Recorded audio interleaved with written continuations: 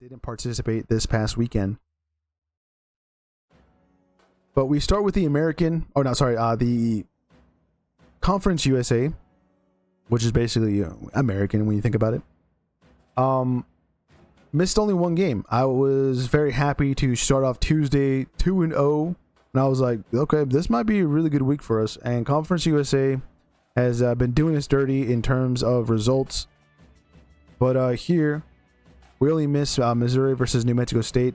But starting with Kennesaw State, continuing to have good form here in 2025. It's their second season in the conference. They beat FIU 45-26. Yeah, they are on a roll, and we'll see them continue to be on a roll here.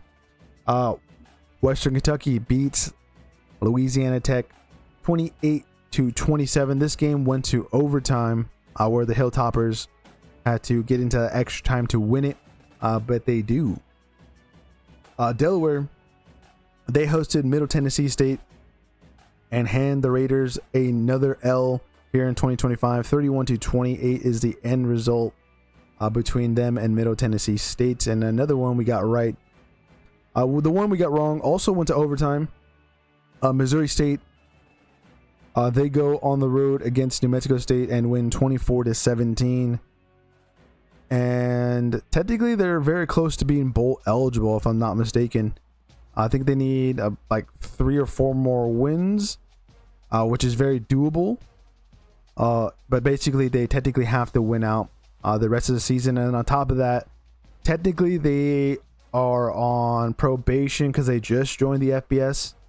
But technically, also, if there's not enough teams with winning records or at least meet the criteria of 6 wins, they will be allowed to participate in the bowl. So we'll see if Missouri State can get it done. Before we move on, I was going to show the standings as we've been doing that as of late. So let's check out the standings for Conference USA. And here they are. We got Kennesaw State in first place. Last week after Jacksonville State won, they moved into that top spot, but the Owls now move back into first as Jack State, I believe, had a bye. Did I miss those in the bye teams? It is what it is. Anyways, they're in the second spot. Western Kentucky is still in contention to compete for a conference title, and then we see Missouri State, another new boy, there at the top half. Liberty somehow still in it, as they have been pretty bad at a conference, but so far here in 2025 in CUSA play, they are 2-1, so still in it, and we'll see if they can squeeze themselves to compete for a conference title. But now let's switch back over to the slides as I'm opening up and closing too many screens to MAC Nation. Let's talk about the Mid-American. Only missed 2, but I think most people, if you're picking all the games in the MAC this past weekend, you definitely would not be taking Akron or Kent State, and somehow, some way, they get the job done, which is totally disappointing. As the last 2 years trending, especially on this show, we usually never want the Flashes or the Zips, but they get the job done with getting a win. Kent State, they beat Bowling Green 24-21. This was an absolute surprise. The Falcons were favored by 7 points. But the Flashes, they are improving here in this season versus the last couple of seasons where they only won 1 game. And if I'm not mistaken, that's 3 now this season. We'll see if they can win another one in conference. I don't know, because technically the only best chance would be against Akron at the end of the year. But we'll see. Now, maybe they make a bowl. That would be crazy. Eastern Michigan hosted Ohio, and we knew the Eagles make it a tough fight there at home, and they did, as Ohio barely gets out alive, 28-21. The Bobcats were favored by 12.5 points the last time I checked, and yeah, they definitely don't cover, but we did warn that Eastern Michigan, they've been playing some really close football there at home, and they do it again, but unfortunately fall. Another game that we are surprised to see the result of, Akron, they beat Buffalo on the road 24-16, and the Bulls a big L there. Buffalo was favored by 9.5 points. Another one we're just like, all right, there's no way Buffalo loses this yet, but they found the way to lose, and to Akron of all teams here in the Mid-American. But again, this is another one where you got to pay attention to Akron for the rest of the season, and their best chance of winning would be against Kent State, who I already mentioned there. Washington State, they hosted Toledo there in Pullman. They beat the Rockets 28-7. The line was pretty close. It's probably one of the closest lines being set for the weekend in total, of being only 1.5 points in favor of the Cougs there at home. They obviously cover, and they hand a big L as a multiple possession win against Toledo there. We keep moving to NIU hosting Bald State. They beat that team on the road 21-7. Northern Illinois proving us right, as we kind of used our past history in terms of picking this game, as usually Northern Illinois beats Ball State most of the time, and they prove us right, 21-7 there. We keep moving to Central Michigan hosting UMass. They beat the Minutemen 38-13. Central Michigan was favored by 16.5 points. I believe they more than cover there, if you could do the math. And the Chippewas, at least they're getting things rolling, maybe are bowl eligible by the end of the season. The last game here in the MAC to talk about, probably the biggest game for the conference in general up until the conference championship game, and that was between Western Michigan and Miami. We picked the Redhawks because, again, just like the Northern Illinois Ball State game, we went with the recent history of who's been winning this contest, and that has been Miami. They beat the Broncos 26-17. Pretty close game. But the Redhawks also cover, as they were favored by 2 points the last time I checked. And now they are in pole position, as we're going to take a look here at the standings for the Mid-American. And I will have that up in a few seconds, as I got to look a couple things. And here is the standings for the MAC. Again, Miami is in pole position. They are undefeated in conference play so far this season. You got Central Michigan, 1 loss. Ohio, 1 loss. They're still in it, as they had a surprising loss to Bald State earlier in the year. Buffalo, they suffered their first loss in conference against Akron. That was, again, another reason why we went with the Bulls. They have been perfect up until that game. Western Michigan, they get their first loss against Miami of Ohio. So those are kind of the favorites at the moment. Toledo somehow, some way, maybe still has an outside chance, but most likely one of those teams ahead of them will be playing the Redhawks there in Detroit for that MAC championship. And Bald State, Kent State, 2-2, and they're 3 games away from being bowl eligible, which is absolutely crazy. Same thing with the Zips. They're right behind them in the standings. But that is the Mid-American. As we're going to continue through the games here this past weekend. We went perfect, just like in the SEC, which we're going to see here in a few moments. But also in that region, in the Sunbelt, we are perfect with our picks, which I'm absolutely happy to see. All greens there in my prediction columns. We start with South Alabama on a Thursday night, heading over to Atlanta, Georgia to take on Georgia State. They beat the Panthers 38-31. The Jags were favored by 6.5 points. They more than covered there, at least the last time I checked. And yeah, this is kind of a game where I'm like, dude, South Alabama, get it together. They've been losing games that they shouldn't be, especially in conference, as they played a pretty good non-conference schedule, to where they kept it nice and tight against Auburn. They were almost surprising Tulane. But when they went into conference, they just kind of got found out, I guess. Here they don't get found out on the road, and they beat, again, Georgia State 38-31. We got Old Dominion hosting App State. This game on paper was supposed to be some kind of a blowout, but the Mountaineers kept it close, as they only lose 24-21. The Monarchs were favored by 14 points going into this game. At least they get the win. App State, they usually make it a pretty nice and tight game throughout the season in conference play. So I was kind of surprised to see the line being set there. Even though Old Dominion just lost another game last week to James Madison. We keep moving to Southern Miss hosting UL Monroe. The Golden Eagles don't let us down. They beat the Warhawks 49-21. Southern Miss was favored by 10.5 points, so they more than covered there. As we finally break the trend of getting it wrong when it comes to Southern Miss in general. The Golden Eagles have been dirty to us so far this season. When we pick against them, when we pick them, and then finally they come through when we pick them here in 2025. Arkansas State, they hosted Georgia Southern. They also got the job done. I was really worried about this pick going into the weekend. I thought the Red Wolves, out of all these games, would let us down. They do not.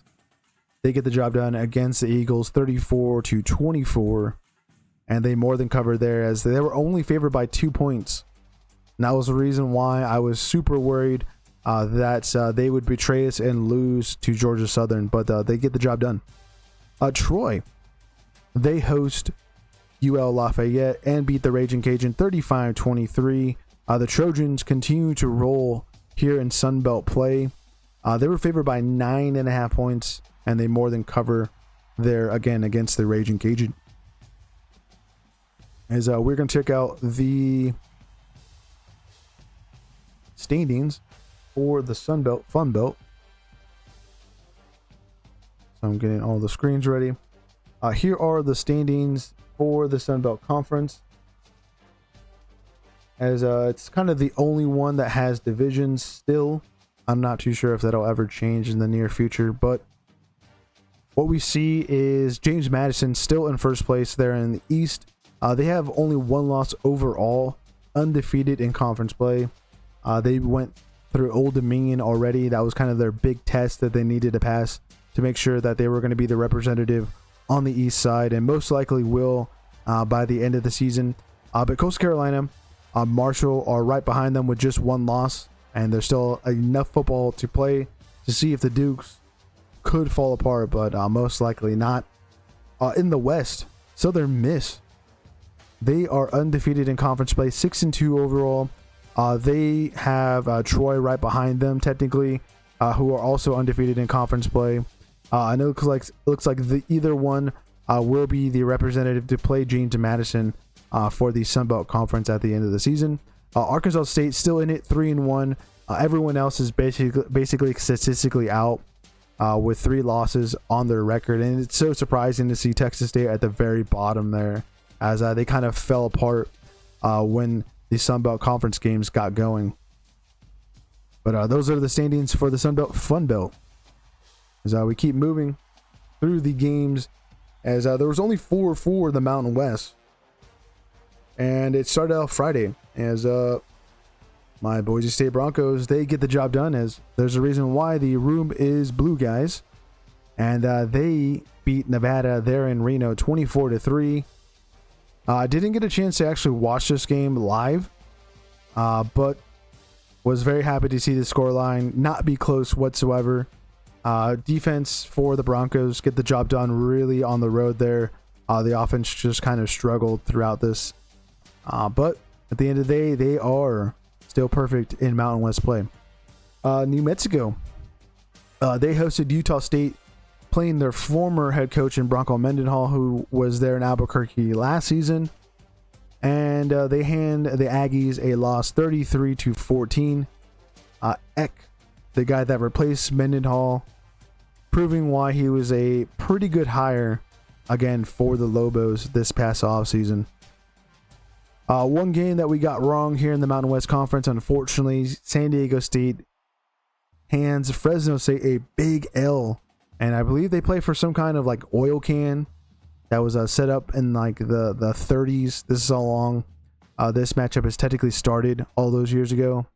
And 23-0, another shutout for the Aztecs defense there. That's just some pretty good stuff. We'll see how many they have at the end of the season, as they might be the team that plays Boise State at the end of the year for the Mountain West Conference. But we'll see. UNLV still is in that race. Another shutout game there in Laramie, Wyoming, as we got that one right. The Cowboys beat Colorado State in the Border War 28-0. Wyoming was only favored by 5.5 points, and they more than covered in that blowout win at home and against a rival. For the standings, as we're going to take a look at that for the conference, it's looking pretty good.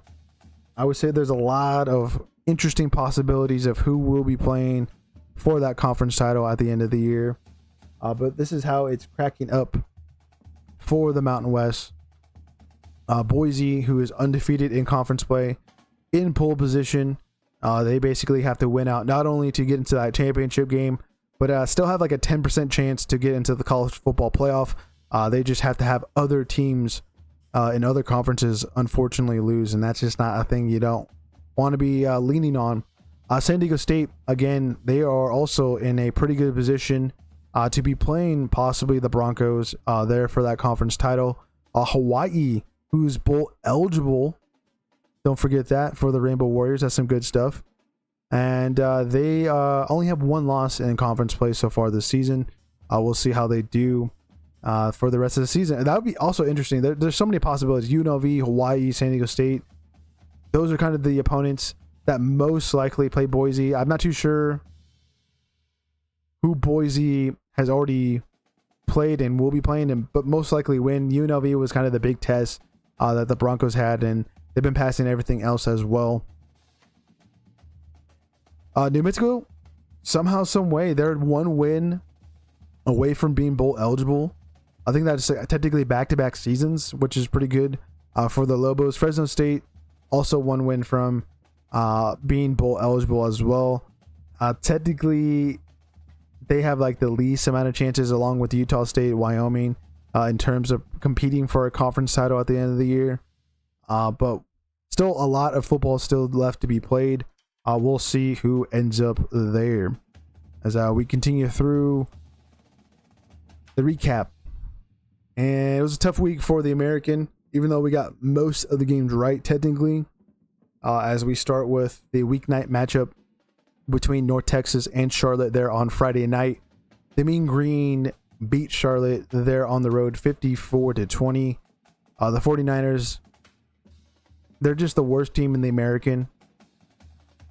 And it's proven right.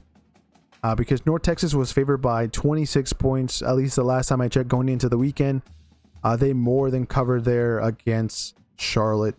And continue to win. They have an interesting game against Navy this upcoming weekend, as the Mean Green only have one loss. And if they get this big win against the Midshipmen here in week 10, that would kind of start to turn things around. Then on top of that, obviously USF has lost their first conference game, so they're still in it to possibly play for an American title at the end of the season. USF versus Memphis, one that we got wrong. We went with the Bulls, and yeah, they fall. They're on the road to the Tigers 34-31. They were up early, but Memphis just wanted it more. They come back there late in the second half and ultimately win and have a nice bounce back after that loss to UAB. So still a lot to play for the American, as there's a lot of one-loss teams in the conference. Again, we unfortunately got wrong. UConn go on the road there in Houston. The Huskies were favored by 10.5 points. They obviously don't cover and lose to Rice, who really is kind of like the second, maybe third worst team in the conference. But they get the job done against UConn 37-34. If I'm not mistaken, this game went to overtime. Yeah, double overtime. And yeah, the Huskies let us down. I just really thought they would have got the job done there, especially when they're favored by that many points. That's multiple possessions. and they lose by 3. We keep moving to FAU, putting up a fight against Navy, 42-32. They don't obviously get the job done. Midshipmen continue to be undefeated. One of the few left there with no losses so far this season. We already mentioned play North Texas. We'll see if they get their first loss here in week 10. But they stay alive there in Annapolis against the Owls. The final game, very shaky, very shaky. Also another overtime game here in the American. That was between Temple and Tulsa. The Owls had to come back and beat the Golden Hurricanes 38-37. A lot of comebacks this past weekend here in week 9, just in general for all of college football. I was a little worried. I was kind of looking at this game. I was like, damn, I went with Temple. I know it's like a kind of a decent amount of traveling for the Owls, as I got to go from Pennsylvania all the way to Oklahoma. And that's kind of been a thing I've been paying attention to in terms of like these American games, because there's some decent distance that has to be covered for some of them. We've seen like some teams go on the East Coast, not get the job done, that are more in the central parts of America for the American. But here we get proven right as the Owls get it done 38-37 against Tulsa. The standings for the American Conference look like this, as I'm getting it all queued up for us. In first place is Navy. They're undefeated in conference play and also undefeated overall. Tulane is there in second, as was not expecting that, as Memphis and South Florida have had some pretty good wins. South Florida beat Florida. Memphis beat Arkansas, SEC teams. Tulane, obviously they beat Northwestern, but Northwestern isn't that good. They also beat Duke. So a lot of good teams in this conference. A lot of power conference wins. We'll see how it cracks up at the end of this season. As this is, again, is what the standings look like. And there's a lot of one-loss teams. Even East Carolina, only one loss. Temple, one loss. North Texas, South Florida, Memphis, all other one-loss teams. It's going to be interesting to see how this all ends, because I honestly don't know who's going to win this conference and also compete for that conference title. Yeah, there's so much football still, again, to be played. This is kind of like my favorite conference to pay attention to, because like the standings feel like they fluctuate mostly not at the top end, but like right into that third to like 5th to 6th spot, and it'll continue to fluctuate as a lot of those teams will start to play each other here towards the end of the season. I mean, we still got Memphis versus Tulane. We'll see if the Green Wave can still be perfect in conference play,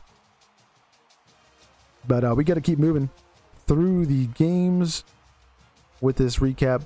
We got Cal going on the road for a weeknight matchup against Virginia Tech. And I was a little disappointed because the Berkeley Bears were up early and by a decent amount, and then fall apart there in the second half. I was seeing posts of people in attendance for this game there in Blacksburg, and like the whole student section basically was gone by like I think the third quarter, like 20% of it. And it kind of made sense because like Cal was just up there at halftime. But Virginia Tech, they just made some good adjustments. They kept themselves in it, and at the end of the day, they win 42-34. Just a game where Cal should have won this. They lose in double overtime, but at least it shows some fight that they can be somewhat competitive. Virginia Tech was favored by 5. We thought we were going to be right by not going with the favorites, but it is what it is. Sometimes you get some right, and unfortunately we got that one wrong. Georgia Tech in the blowout win against Syracuse, 41-26. Yeah, there's not much to say there other than like Syracuse quarterback situation that we've been saying week after week. It's the reason why they're getting blown out. They just have no offense to offer. A close one there in Chapel Hill, Virginia versus North Carolina. I was going to say North Texas for some reason. Cavaliers have to go to overtime, and it's another one that goes into extra time here in the ACC. And the Tar Heels, another loss. And the Cavaliers, we'll look in the conference standings, still alive to somehow play for an ACC title at the end of the season. One team that will most likely not be alive for a conference title, SMU, falls there against Wake Forest and gets their first Atlantic Coast Conference loss of the season. Yeah, a little disappointed with this result. Wake Forest, they had a walk-off field goal to win this one at home. It is what it is. Looks like Kevin Jennings had a bad night out there on the road against the Demon Deacons. We continue through the games.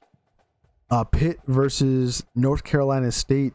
The Panthers win 53-34. One game I was a little worried about because I was like, Pitt, don't do us dirty. I know the quarterback switch seems like it's working out for, again, the Panthers. And North Carolina State, they beat Virginia earlier this season, so they've done some work. As of late, though, they've been just losing games after game. They lose another one here on the road, 53-34. And yeah, Pitt doesn't let us down. That's nice. We keep moving to a blowout there at Hard Rock Stadium. 42-7 should have been the graphic there. Yeah, Miami doesn't disappoint. They get the job done. Obviously, blowing out Stanford should have been what they should be doing. They were favored by 30 points. They more than covered there, as it was a 35-point difference at the end of the day. Boston College heads on the road to Louisville, Kentucky to play the Cardinals. Somewhat of a close game. I was kind of surprised with the scoreline. Louisville was favored by 25 points. At least the last time I checked, one of the biggest margins, just like the one that we just talked about between Miami and Stanford. Still got the job done. Multiple possessions. They obviously don't cover. Boston College, again, another team that can't really offer much when they come up against an opponent here in the ACC so far this season. I mean, last week they let us down, losing to UConn. And I don't know how long O'Brien there will be in Chestnut Hill for BC. For the standings, as we're going to take a look at that. So I'm queuing it up. The standings for the Atlantic Coast Conference follows with Georgia Tech in first place. They are 5-0 and also perfect.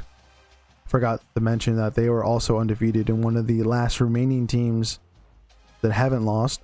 Virginia, like I mentioned, they are 4-0 in the conference and still in it. They have some interesting tests towards the end of the season. We'll see if they pass them. Wouldn't that be interesting to see Virginia and Georgia Tech play in the ACC title game? What a bummer it would be for Miami, who would definitely not belong in the playoff if they don't compete for a conference title. It's kind of why I don't like this conference and the way it kind of is looking. I've been talking a lot of ish about the ACC on X, about how that they're only going to get one team. If they somehow get two teams because Miami doesn't play in that conference title game, I'm going to be pissed. I'm just going to absolutely be pissed. And if it becomes a game for both of them to where they both get blown out, like SMU and Clemson did last season, the committee's just doing a terrible job there, not doing any justice and getting the right teams in. Other one-loss teams, Pitt, Louisville, SMU, and Duke are the only other ones besides Miami that we just talked about, with just one loss there. Still in it. Statistically, Wake Forest, Virginia Tech, Cal are somehow still able to kind of make it, but they definitely have to win out and have to depend on other teams losing there. But that is the ACC conference and what it looks like so far this season. As we're going to continue to move through the games, we now have the Big 12 to talk about. Conference that we only got 2 games wrong. We start with the Sunflower Showdown between Kansas and Kansas State. Another one we unfortunately get wrong. Just a little disappointed in the Jayhawks not putting up a decent fight, and it looked like Avery Johnson had his way against Kansas there on the road. KU was favored by 3 points, and they more than not covered. It is what it is. You know, you get some right, and well, unfortunately, we got that one wrong. We move to now BYU and Iowa State, and I was very, very happy that I got this one right. And then also, I was over in the chat for DGen Takes, who is another content creator over here on Rumble. I was talking some ish that BYU would blow out Iowa State. They almost do it. They were like in that range to getting a 3 possession lead there at the end, but come up short. But they win the game ultimately and continue to be undefeated as they get a nice big road win against the Cyclones, 41-27. Bear Bachmeier continues to roll. Texas Tech, they have a nice bounce back win against Oklahoma State there in Lubbock. 42-0 is the end result between them and the Cowboys. Yeah, the Red Raiders still in it for possibly a date in Arlington for a Big 12 title. They just have to now rely on other teams losing and then also winning out. Baylor go over to Cincinnati to play the Bearcats and lose 41-20. Brendan Sorsby having a great outing and continuing to win as they're also in decent position. It's been a nice kind of bounce back from the last couple of seasons so far in the Big 12. They kind of were the bottom teams there in their early seasons. Now kind of turn things around going into 2025 and again ranked and being consistent. That's all that really matters. TCU went on the road to Morgantown. They beat West Virginia 23-17. The Horned Frogs were favored by 15 points. They obviously don't cover. Looks like West Virginia made some improvements. We'll see if they can win a game or two here at the end of the season, but most likely not. One that we got wrong, Houston go on the road to Tempe and beat Arizona State 24-16, handing the Sun Devils their first loss in a while there at home. Arizona State was favored by 7 points. It was kind of falling from the beginning of the week. It was an 8-point line being set. And they just were not good enough. They were down like 24-0. They kind of do these things of putting themselves in holes that are very hard to get out of there in the first half. And in the second half, they just didn't have enough juice. The final game was actually the final game to kick off yesterday. That was between Colorado and Utah. The Utes were up 42 or 43-0 there at halftime. So this game was basically over. Colorado just got belt to cheeks there in Salt Lake City. Utah was favored by 13.5 points. They more than covered against the primetime Puffs, who are struggling without Travis Hunter and Shedeur Sanders and company. There's other receivers there as well that left to the NFL. And we'll see if Coach Prime can recoup anything for this season, as again they fall 53-7. How the Big 12 looks for the standings, well, this is how it's looking. Pretty interesting because of the kind of second place position. If BYU continues to just win game after game, they pass the test there in Ames. They will have another test on the road in Lubbock, Texas. That'll be a big matchup between them and the Red Raiders. But if they pass that, they are basically in the Big 12 championship game. Who their opponent will be, well, they have Cincinnati. If they beat Texas Tech, then that kind of puts the Red Raiders out of it. Houston is still now in it. They are ranked there in the AP as they beat the Sun Devils. Utah, somewhat still there. They kind of have to rely on other teams losing to possibly have a rematch against BYU there in Arlington. And then Arizona State, Kansas State, TCU have like the low percentage chance of being a representative there in that conference title game. And that is what the standings look so far here in the Big 12. As we keep moving now to the Big 10. This is the second to last conference to talk about. The Big 10 started with Indiana hosting UCLA. They hand a big L to the Bruins and kind of stop the run that UCLA was kind of on. 56-6 in Bloomington is the end result between the Hoosiers and UCLA. Yeah, Signetti doing Signetti things and just blowing out. It's kind of the weaker Big 10 teams here this season. They were favored by 25 points. Yeah, they more than covered there at home. We continue to now Nebraska hosting Northwestern. The Cornhuskers, the last time I checked, were only favored by 7.5. So technically, they don't cover because the math in there with that half a point.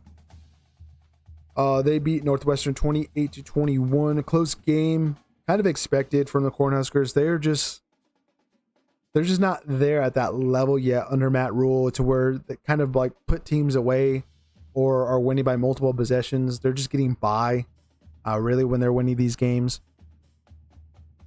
But yeah, they win at the end of the day, though, 28-21. We'll see if they can continue to win, and we'll pay attention to them in the standings here in a few moments.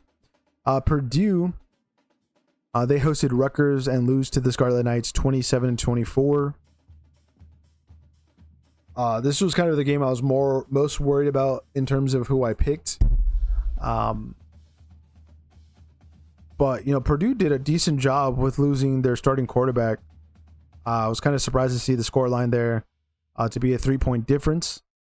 Technically, Rutgers covers because they were only favored by 2.5, and that was kind of why I was worried for the Scarlet Knights not coming through against the Boilermakers. But we get one right there. 42-25 is the game that we did not get right between Washington and Illinois. Fighting Illini on the road, going to go all the way to the West Coast and lose. If I'm not mistaken, this also happened last season when they made a trip to Eugene, Oregon against the Ducks. So it looks like Illinois, when they have to travel to the West Coast, just really in general, when you think about it, they just are not doing good. And yeah, losing 42-25, not good, as they get their third loss of the season there. Iowa, they played Minnesota and blew out the Golden Gophers 41-3. Yeah, Minnesota do a pretty good job against Nebraska last week. Thought they would go into this game, make it a little challenging. Yeah, not challenging whatsoever. Not even close. The Hawkeyes were favored by 9.5. I thought this was kind of a game where that line would have been closer in terms of the end result, but not even close. One that was close, surprisingly close, there in Autzen Stadium between Oregon and Wisconsin. 21-7 is the end result there between the Badgers and Ducks. A little surprising, but Luke Fickell, again, coaching to try to keep his job. This game last season in Madison, very similar in terms of how it all cracked down, but at the end of the day, Oregon wins. They keep winning since that loss to Indiana a couple of weekends ago now. Michigan, they played Michigan State there in East Lansing and win 31-20. The Wolverines were favored by 14.5 points. They definitely do not cover because it's only 11-point difference. Against the Spartans, I knew this game would have been kind of the result that we saw, 31-20. Didn't think Michigan would win by multiple possessions. They're just not a high-scoring offense in general. They haven't been really a high-scoring offense. Even when Jim Harbaugh was there, they weren't really blowing out teams. They're just, winning by like 17 points to maybe like 24 on average, I would say. And I'm probably spot on in my estimation there. And yeah, I wouldn't expect them to blow out Michigan State under Sharon Moore. But 31-20 is the end score line there between those two Michigan teams. The standings look like this. Indiana is still in first place as they're undefeated. They don't play Ohio State. They most likely will play the Buckeyes. They're in Indianapolis at the end of the season. They definitely have an interesting test against Penn State later this season on the road there in Happy Valley. So obviously if they pass that, they will be in pole position to play the Buckeyes, who actually play Penn State this upcoming weekend, but most likely get the job done against the Nittany Lions. Oregon, who has an outside chance really to defend their title, and looking a little slim as Ohio State and Indiana continue to be perfect. As that's kind of like the three-headed dragon of the Big Ten. Iowa somehow still in it. They're 4-1. They will be playing Oregon in Iowa City. So if they can somehow pull that upset off, that will definitely throw a wrench in them possibly getting to a Big Ten title, but most likely not. Michigan and USC are the only other one-loss teams still somehow in it. And then you have those crazy outside chances that Minnesota, Nebraska, Northwestern, or Washington, even UCLA 3-2 there. Somehow they're going to make a bowl game, maybe, as they only have 3 more wins to qualify, as they're doing pretty all right there in the Big Ten. And yeah, those are the standings so far here for the conference. We'll keep an eye on it as the season rolls on.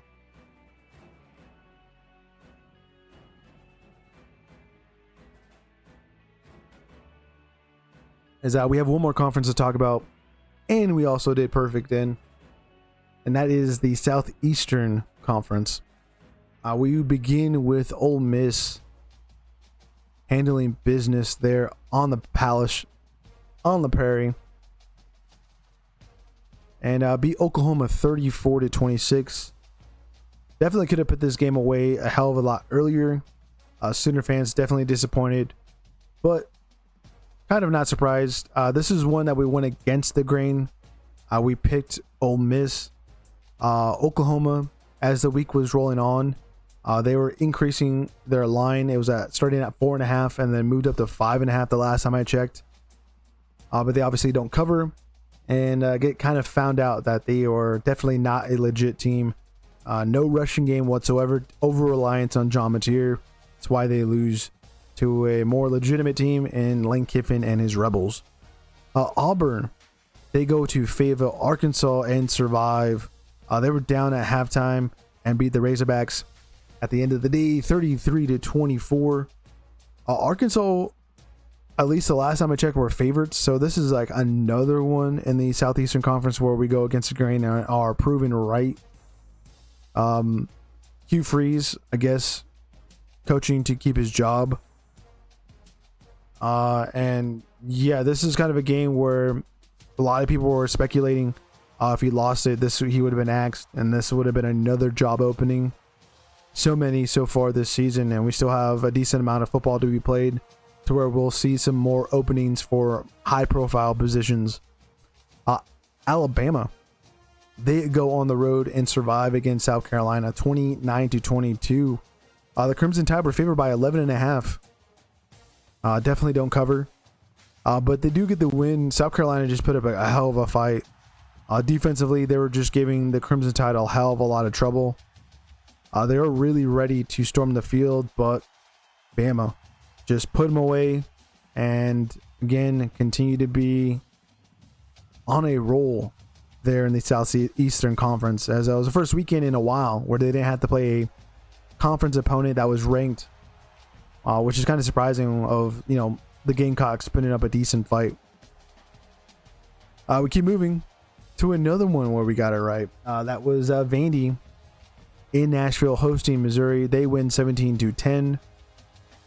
We did a nice in-depth review of this game in the beginning of the stream. What we can add on to it is, Diego Pavia in big moments, getting the job done. Missouri, a lot of questions are going to be asked because of the quarterback situation now. And not only did they lose Bo Pipola here in this game, but earlier in the season, Week 1, they lost their backup, so they're pretty deep in the depth chart in terms of quarterbacks. We'll see how they end their season, as it was looking pretty high and now looking pretty low. Texas, they survive in Starkville against Mississippi State. They have to go to overtime to beat the Bulldogs 45-38. It looked like a game like others this past weekend where I was like, man, how is this team going to dig themselves out of a hole? They do it. They get the job done. And they beat the Bulldogs again 45-38 in cover, as the Longhorns, the last time I checked, were favored by 7 points.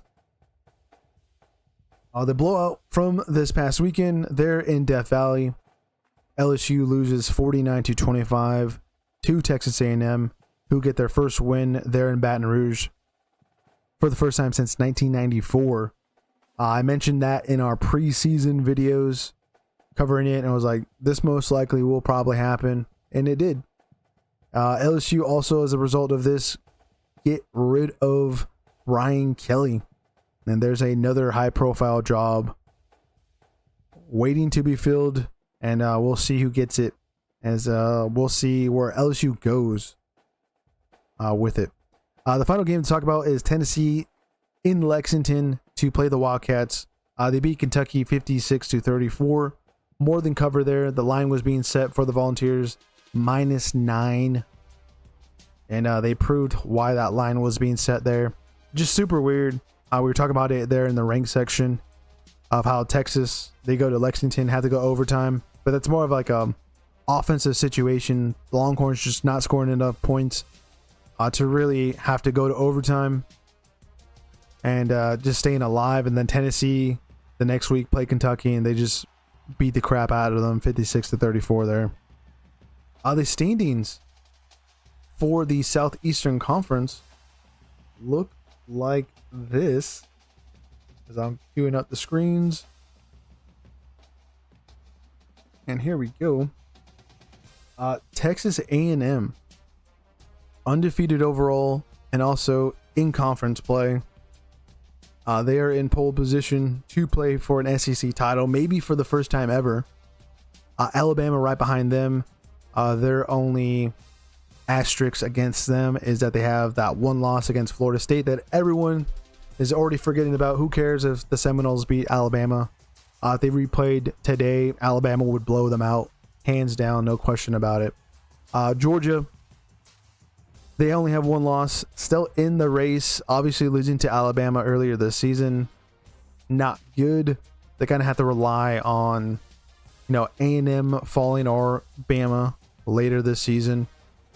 When you think about it, Crimson Tide, they really just have LSU, who are now going to be without Brian Kelly, so they most likely win that game. They have Auburn. Hugh Freeze is coaching for his job. If he beats Alabama at the end of the year, he'll most likely keep his job. So there's a lot of different variables. Georgia, they have Florida this upcoming weekend. Obviously they beat Ole Miss, so that kind of puts them in a decent spot. But again, they're going to have to rely on other teams, and they still have to play Texas, actually, when I think about it.